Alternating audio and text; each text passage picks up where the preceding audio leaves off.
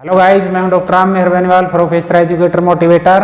आज आपके लिए लेकर आया हूं एनसीईआरटी कक्षा 10 लेसन 3 धातुएं और अधातुएं। तो डियर स्टूडेंट्स, आज के इस वीडियो में हम डिस्कस करेंगे आयनिक यौगिक क्या होते हैं और कैसे बनाए जाते हैं। इसके साथ साथ हम डिस्कस करेंगे कुछ तत्वों के इलेक्ट्रॉनिक विन्यास के बारे में। तो आइए मेरे साथ रहिए और अपनी नॉलेज को बूस्ट कीजिए। Let's start.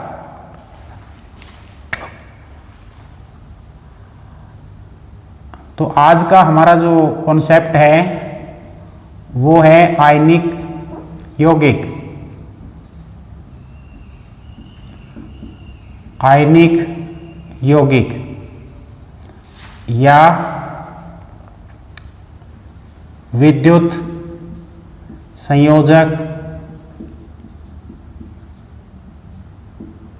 यौगिक।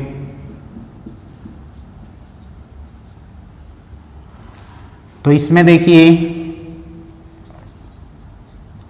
धातु प्लस अधातु, इसकी अभिक्रिया देखेंगे हम कैसे होती है, यानी धातु और अधातु की आपस में अभिक्रिया कैसे होती है। तो इसमें सबसे पहले हम सोडियम धातु लेंगे, सोडियम जिसका प्रतीक Na है, Na। परमाणु संख्या कितनी है सोडियम की? परमाणु संख्या 11 है, 11। तो इसका परमाणु विन्यास यदि हम देखें,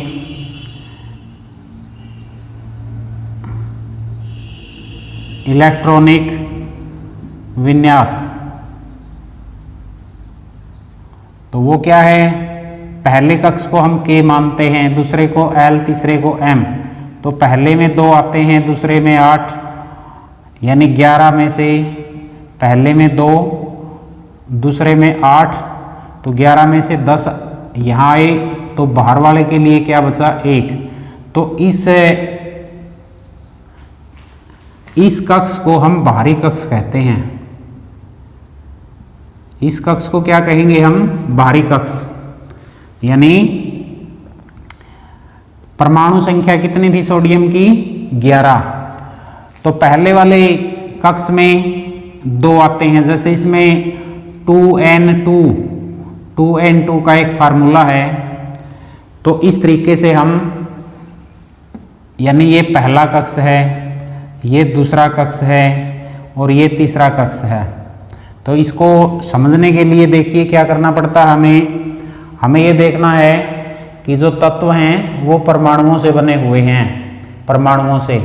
और परमाणु किससे बने हुए हैं? प्रोटॉन, इलेक्ट्रॉन और न्यूट्रॉन से बने हुए हैं। तो परमाणु के नाभिक में प्रोटॉन और न्यूट्रॉन होते हैं। जैसे मैं यहाँ परमाणु का नाभिक बनाऊं तो इसमें प्रोटॉन P प्लस में न्यूट्रॉन N ये होते हैं, और इलेक्ट्रॉन हैं जो वो इसके चारों ओर ऐसे चक्कर लगाते हैं।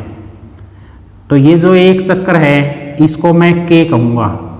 ये दूसरा जो चक्कर है इलेक्ट्रॉन का, ये इसका नाम क्या है? L है। तीसरा जो ये चक्कर है इलेक्ट्रॉन का, इसको हम M कहते हैं। इस तरह से इसको हम क्या बोलेंगे? इसको हम केंद्र बोलते हैं, केंद्र, यानी ये इसका सेंटर पॉइंट है। यानी परमाणु का इसको नाभिक भी बोलते हैं। क्या बोलते हैं इसको? नाभिक। तो कोई भी तत्व है जो, जैसे सजीव है, जैसे हमारा शरीर है सजीवों का, वो तो कोशिकाओं का बना हुआ है। और जितने भी ये पदार्थ हैं, जितने भी तत्व हैं, ये किसके बने हुए हैं? ये परमाणुओं के बने हुए हैं। और परमाणु किसके बने हुए हैं? इलेक्ट्रॉन, प्रोटॉन और न्यूट्रॉन के बने हुए हैं। तो इसलिए इसके नाभिक में प्रोटॉन और न्यूट्रॉन 2 चीजें होती हैं, और इलेक्ट्रॉन है जो इसके चारों ओर चक्कर लगाते हैं। तो ये नाभिक है, नाभिक के चारों ओर जो पहला चक्कर लगता है ना, उसको हम K बोलते हैं। K उसका नाम है, ये K इंग्लिश के अक्षर द्वारा दिखाते हैं। और उससे अगला जो चक्कर है उसको L द्वारा, उसके अगला चक्कर M द्वारा, अगला चक्कर N द्वारा, यानी K L M N O P Q, इस तरह से आगे बढ़ते जाएंगे चक्कर। और यदि पहले चक्कर में हमने परमाणु देखने हैं कितने आएंगे, तो ये 2n2 का फार्मूला लगा दीजिए, यानी 2n2 कहने का मतलब 2 मल्टीप्लाई n का मतलब है यानी नंबर, इस नंबर का मतलब नंबर ऑफ सर्कल, यानी सर्कल यदि हम पहला ले रहे हैं तो यहाँ पे n का मान 1 रख दो, पहला सर्कल लिया है, और इसकी पावर यदि 2 करेंगे तो इसका आंसर क्या आएगा 2, यानी 1 की पावर 2 है तो इसका मान 1 आ जाएगा, और 2 एकम 2। इस तरह से पहले सर्कल में कितने आते हैं 2। अब n का मान 2 लगा के देखिए, दूसरे चक्कर में देखेंगे तो n का मान 2 रख दो, यानी 2 इंटू 2 की पावर 2। तो अब देखेंगे 2 इंटू 2 की पावर 2 क्या कितना होगा 4, तो 2 और 4 को गुणा करेंगे तो कितना आएगा 8, तो दूसरे में 8 आता है। इस तरह से इसी तरह 3 वाले चक्कर में देखने हो कि कितने इलेक्ट्रॉन आएंगे, तो ये इलेक्ट्रॉनों की संख्या आने लग रही है कि पहले चक्कर में 2 इलेक्ट्रॉन आएंगे, और दूसरे चक्कर में हमने देखा 8 इलेक्ट्रॉन आएंगे, तीसरे में देखना है तो n का मान 3 रख दीजिए। तो इस तरह से आप कितने ही निकाल सकते हैं। तो सोडियम की बात हम कर रहे थे, सोडियम की बात हम कर रहे थे कि सोडियम के अंदर परमाणु संख्या 11 है, 11। तो 11 है तो क्या होगा, परमाणुओं को पहले कक्ष में लेके गए तो 2, पहले में 2 आते हैं, दूसरे में 8 आते हैं, तो तीसरे के लिए 1 बचा। इसका मतलब यहाँ पे एक इलेक्ट्रॉन चक्कर काट रहा है, किसमें, सोडियम में। तो इसको हम बाहरी कक्ष कहेंगे, क्योंकि बाहरी चक्कर है नहीं, जो बाहरी चक्कर को हम बाहरी कक्ष कहते हैं। ये सबसे भीतर वाला चक्कर है, इसको भीतरी कक्ष कहते हैं। ये नाभिक है बिल्कुल बीच में, ठीक है, ये बात आई समझ में। तो इस तरह से ये बाहरी कक्ष है, बाहरी कक्ष में 1 इलेक्ट्रॉन है। तो ये क्या करेगा, आता है इस इलेक्ट्रॉन को छोड़ देता है, इस इलेक्ट्रॉन को छोड़ देता है। तो पहले भी मैं बता चुका हूं कि सोडियम धातु है, धातुओं के बाहरी कक्ष में 1 से लेकर 3 तक इलेक्ट्रॉन होते हैं, 1 से लेकर 3 तक या 4 से कम होते हैं। तो इसलिए ये धातु है, तो इसमें कितने हैं 1, तो 1 इलेक्ट्रॉन छोड़ देगा, छोड़ने से क्या होगा, धन आयन बन जाता है, धन आयन, यानी ये प्लस का निशान बना लेता है।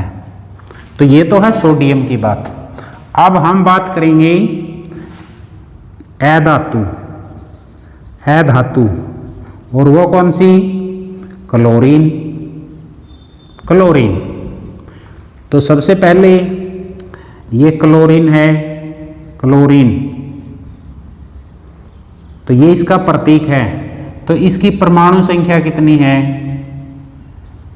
परमाणु संख्या, तो इसकी परमाणु संख्या है 17। अब क्या देखेंगे, इलेक्ट्रॉनिक विन्यास। तो इसका इलेक्ट्रॉनिक विन्यास देखते हैं। अब इलेक्ट्रॉनिक विन्यास का मतलब है पहले चक्कर में कितने आएंगे, दूसरे में कितने आएंगे। तो पहले में K, दूसरा चक्कर L, तीसरा चक्कर M, अगला N। इस तरह से पहले चक्कर में 2 से ज़्यादा नहीं आ सकते, दूसरे चक्कर में 8 से ज़्यादा नहीं आ सकते इस फार्मूले के अनुसार। तो पहले में 2, दूसरे में 8, 10 तो यहाँ हो गए। बाकी कितने बचे अब इसके लिए, 7 ही बच गए, 7 लिख देंगे हम। तो अब देखिए इसके बाहरी कक्ष में कितने आ गए, ये है इसका बाहरी कक्ष। तो बाहरी कक्ष में 7 इलेक्ट्रॉन हैं। इसके बाहरी कक्ष में कितने इलेक्ट्रॉन थे, 1। तो इसलिए इस इलेक्ट्रॉन को ये छोड़ देता है। इसके बाहरी कक्ष में कितने हैं? 7 इलेक्ट्रॉन हैं। बाहरी में कितने हैं? 7। तो 7 को तो नहीं छोड़ पाएगा। ये अधातु है। अधातुओं में मैंने बताया था 4 से ज्यादा, 4 से ज्यादा, यानी 4 और 4 से ज्यादा बाहरी कक्ष में इलेक्ट्रॉन होते हैं, वही धातु कहलाती हैं। तो 4 और 4 से ज्यादा है मान, तो इसलिए ये अधातु है। तो 1 को छोड़ना आसान है, 7 को छोड़ना मुश्किल है। तो ये 7 क्यों छोड़ेगा? ये 1 को ग्रहण कर लेगा। अतः क्या होगा? अतः जो क्लोरीन है वह 1 इलेक्ट्रॉन ले लेगा। 1 इलेक्ट्रॉन लेकर 1 इलेक्ट्रॉन ले लेगा, ये इलेक्ट्रॉन ले लेगा 1, और अपने बाहरी कक्ष को पूर्ण कर लेगा, यानी बाहरी कक्ष पूर्ण हो जाएगा। तो इसका बाहरी कक्ष पूर्ण हो जाता है।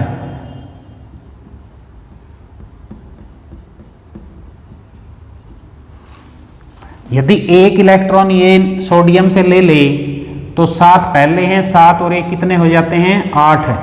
तो बाहरी कक्ष में 8 से ज्यादा नहीं आ सकते, तो इसको पूर्ण बनने के लिए 1 की जरूरत है, वो सोडियम से ले लेता है। और यदि 1 इलेक्ट्रॉन ये लेगा तो इसके ऊपर क्या है? ऋण आयन बन जाएगा। ऋण आयन, यानी ऋण आयन का मतलब है ये नेगेटिव निशान बना लेता है। तो ऋण आयन बना लेता है। तो इस तरह से सोडियम धनायन बनाता है, ये ऋण आयन बना लेता है। अब क्या होगा? ऋण आयन और धन आयन परस्पर एक दूसरे को आकर्षित करते हैं। तो ये आपने पढ़ा भी होगा कि विपरीत आवेश कि एक पे धन आयन है, एक पे ऋण आयन है। तो यदि 2 विपरीत आवेश हों तो वो एक दूसरे को अपनी ओर खींचते हैं और उनके बीच में एक मजबूत बंधन बंध जाता है।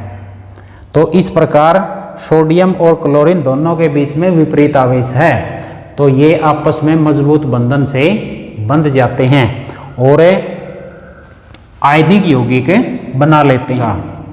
अब देखिए सोडियम का इलेक्ट्रॉनिक कॉन्फ़िगरेशन क्या था? 281। तो ये 1 इलेक्ट्रॉन निकाल देगा, यानी यहाँ पे इलेक्ट्रॉन पे ऋण आवेश होता है कि हमने ई का मतलब 1 इलेक्ट्रॉन सोडियम से निकाल दिया, तो ये सोडियम धन आयन बन जाता है। ये तो धन आयन, सोडियम धन आयन। अब देखिए क्लोरीन, तो क्लोरीन में क्या होता है? 2, 8, 7, ये था हमारा इसका इलेक्ट्रॉनिक कॉन्फ़िगरेशन।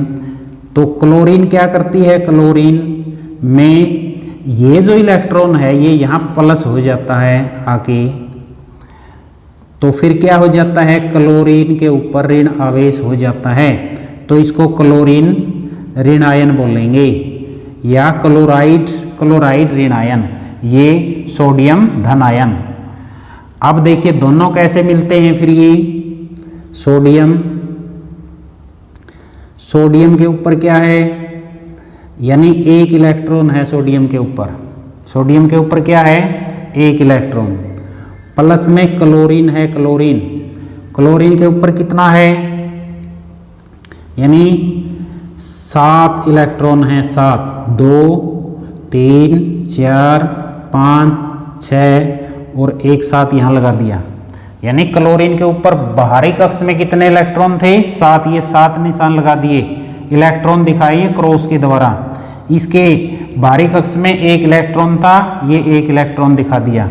अब ये 1 इलेक्ट्रॉन है जो यहाँ चला गया, 1 इलेक्ट्रॉन यहाँ चला जाता है, तो क्या हो जाता है? सोडियम के ऊपर तो धनायन हो जाता है।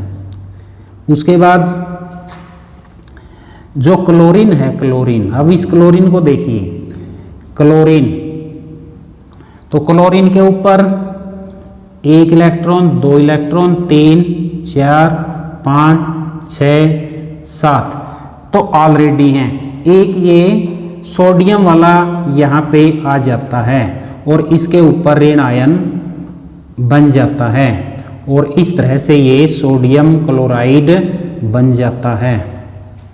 यानी ये प्रोसेस है कि सोडियम और क्लोरीन का सोडियम क्लोराइड में बदलने का ये प्रोसेस है। तो ये हमारा आयनिक यौगिक है। तो dear students, if you are enjoying this video then like and share and subscribe the channel. It is my support, it is my motivation. Next point क्या है? आयनिक यौगिक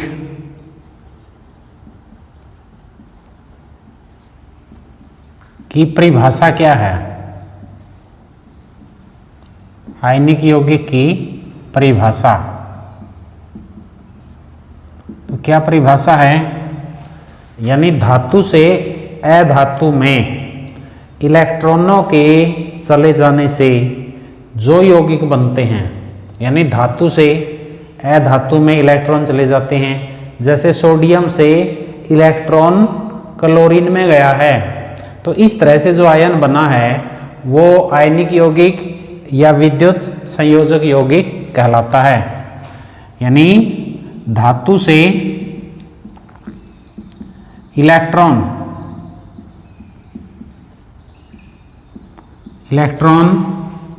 अधातु में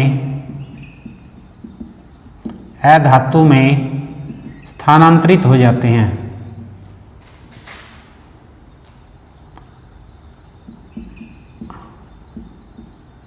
स्थानांतरित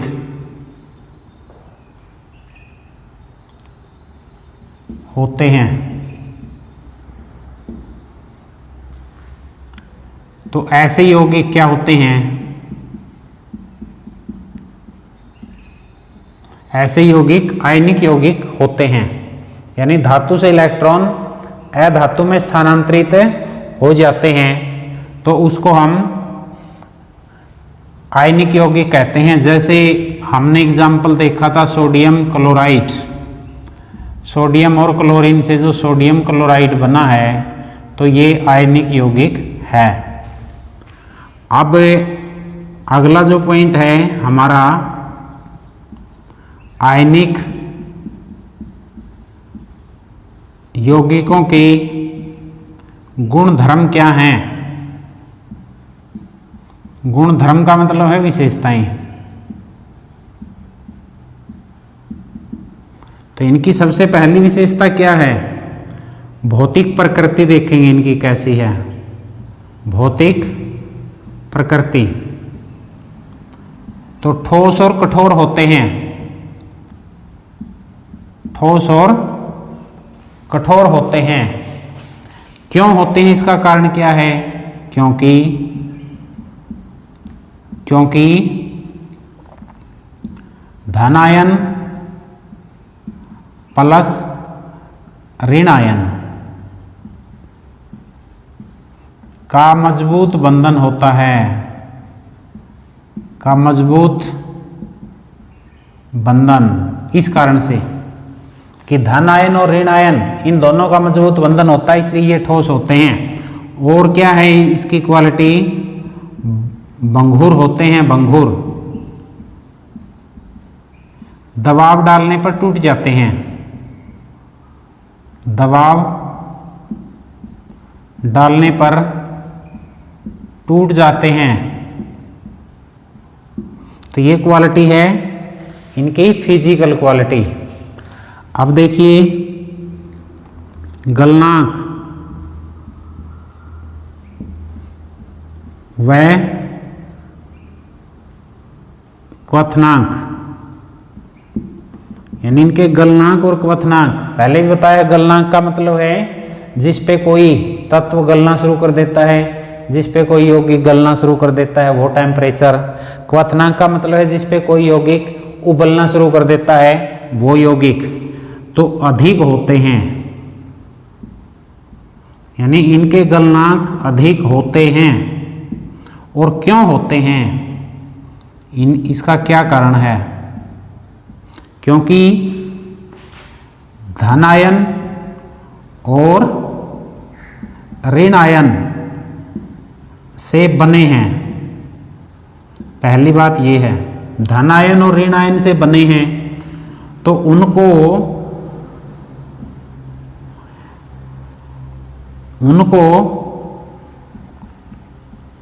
तोड़ने के लिए या उनको गलाने के लिए ज्यादा ऊर्जा की आवश्यकता होती है। ज्यादा ऊर्जा की आवश्यकता होती है। तो कहने का मतलब इनका गलनांक ऊंचा क्यों होता है? कई बार एग्जाम में क्वेश्चन आता है कि आयनिक यौगिकों का गलनांक और क्वथनांक ऊंचा क्यों होता है? क्योंकि वो धन आयन और ऋण आयन के मजबूत बंधन से बंधकर बने हैं, इसलिए उस बंधन को तोड़ने के लिए ज्यादा ऊर्जा की आवश्यकता होती है, इसलिए इनका गलनांक और क्वथनांक ऊंचा होता है। अगला पॉइंट, विद्युत चालकता। विद्युत चालकता, तो विद्युत चालकता, तो कठोर अवस्था में विद्युत का चलन नहीं करते। कठोर अवस्था में विद्युत का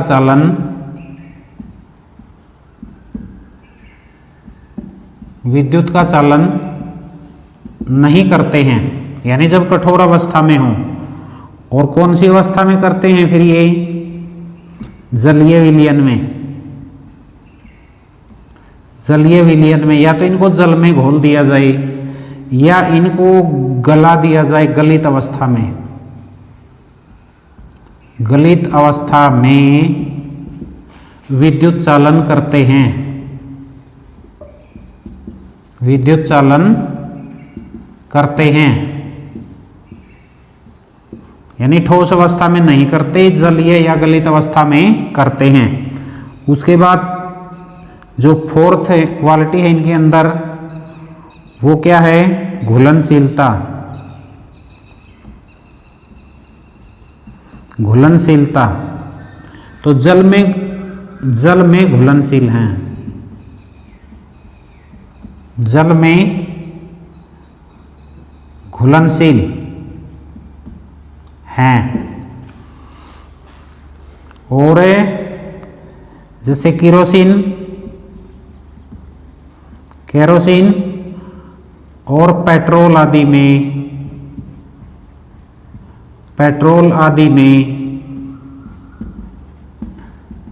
अविलेय हैं, यानी इनका अविलेय हैं, यानी केरोसिन और पेट्रोल आदि में नहीं घुलते हैं। यानी जल में घुल सकते हैं, केरोसिन और पेट्रोल आदि विलायक हैं ये, इनमें ये नहीं घुलते हैं।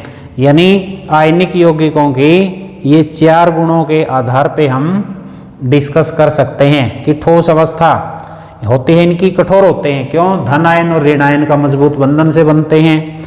उसके बाद भंगुर भी होते हैं, यानी थोड़ा सा दबाव डालते ही टूटना शुरू हो जाते हैं। गलनांक क्वथनांक ज्यादा होता है क्योंकि मजबूत बंधन से बने हैं। विद्युत चालकता गलित अवस्था में करते हैं, ठोस अवस्था में नहीं करते हैं। घुलनशीलता, जल में घुलनशीलता है, केरोसिन और पेट्रोल में घुलनशीलता नहीं है। तो ये सारणी आपके सामने बनाई गई है। तो इसमें तत्वों के प्रकार हैं। इसमें तत्व का नाम है, इसमें परमाणु संख्या है और इसमें इलेक्ट्रॉनिक विन्यास है। यानी सबसे पहले हमने उत्कृष्ट धातुएं ली हैं। उत्कृष्ट धातुएं, तो उत्कृष्ट धातु हैं जो, इनमें आप देखोगे सबसे पहले नाम है हीलियम। हीलियम ये प्रतीक है He। परमाणु संख्या 2, तो पहले कक्ष में 2 इलेक्ट्रॉन आते हैं, 2 ही हैं तो पहले में ही आ जाएंगे। उसके बाद है नियॉन, इसको Ne, यानी ये प्रतीक है, परमाणु संख्या 10 है, पहले में 2 आएंगे, दूसरे में 8 आ जाएंगे, कंप्लीट। उसके बाद ऑर्गन है Ar, Ar इसका प्रतीक है। 18 परमाणु संख्या है, पहले में 2, दूसरे में 8 और तीसरे कक्ष M के लिए 8 ही बचते हैं। तो इसमें आप देखोगे यानी बाहरी कक्ष में 8 से ज़्यादा इलेक्ट्रॉन नहीं आ सकते, तो 8 हैं, तो ये इसमें एक में 2 हैं, तो इनके बाहरी कक्ष हैं जो वो भरे हुए हैं। यानी कहने का मतलब क्या है, बाहरी कक्ष पूर्ण है, बाहरी कक्ष पूर्ण है, तो इसलिए इनको उत्कृष्ट धातुएं कहा गया है। तो कई बार एग्जाम में क्वेश्चन आता है उत्कृष्ट धातुएं क्या होती हैं, जिनके बाहरी कक्ष पूर्ण रूप से भरे हुए हैं। तो अतः ये क्रियाशील नहीं है, यानी इनके बाहरी कक्ष भरे हुए हैं, क्रियाशील नहीं हैं। उसके बाद बारी है धातुओं की। धातुओं में सबसे पहले सोडियम, प्रतीक है Na, तो बताया परमाणु संख्या 11 है, पहले में 2, दूसरे कक्ष में 8, तीसरे के लिए 1 बचता है।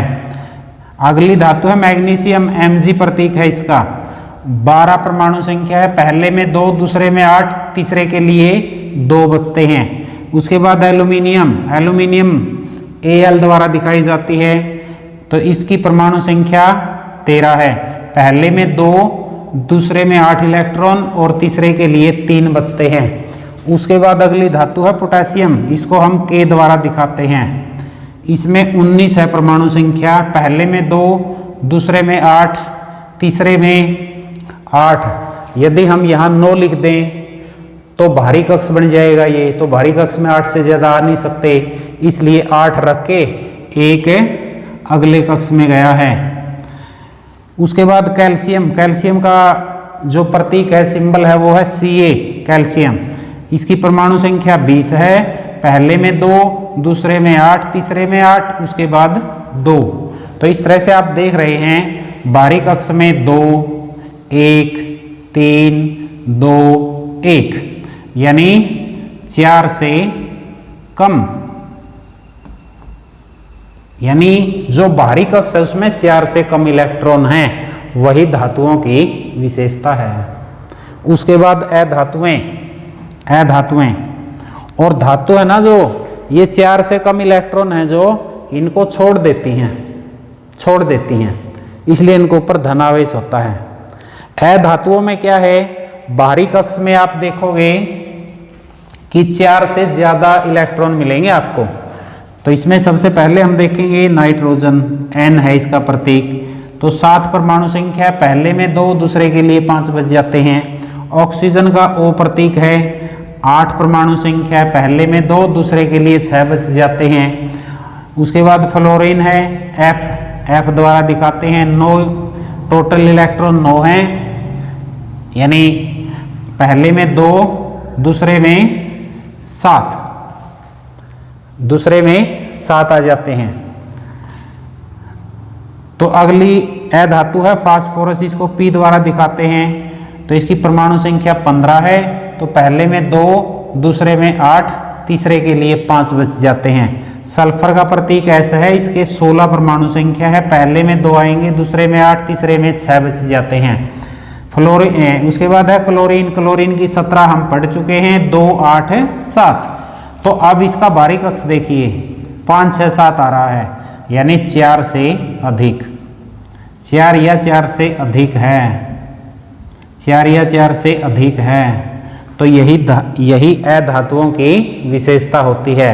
इसलिए ये 5, 6, 7 4 से अधिक है, तो ये इलेक्ट्रॉन नहीं छोड़ती, बल्कि वो 4 से कम वाले इलेक्ट्रॉन पकड़ लेती हैं और इनके ऊपर ऋण आवेश हो जाता है।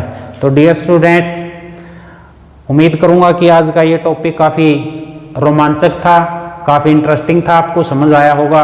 It is enough for today. I hope you will have enjoyed this video. See you soon with my next video. Till then, bye bye. Have a nice day. Thanks for watching.